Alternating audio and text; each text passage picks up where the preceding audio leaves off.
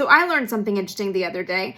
The gantry for the initial Redstone rocket launch in 1953 was a repurposed oil derrick. Honestly, for me, this falls under the creativity of the early space age that I absolutely love. Redstone was the first operational ballistic missile, and in 1957, after the Soviets launched Sputnik, there was one erected in Grand Central Terminal in New York as a show of American might with its own rockets. There's even a myth that it was so tall and engineers didn't measure right that it poked a hole in the ceiling.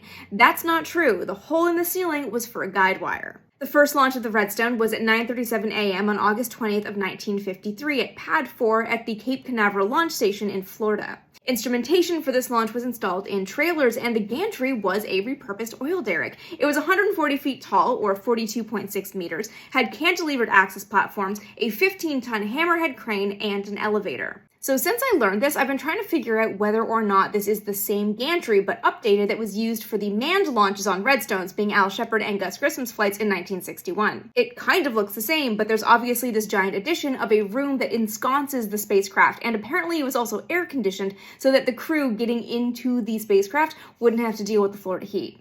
Anyways, I thought it was neat and I wanted to share.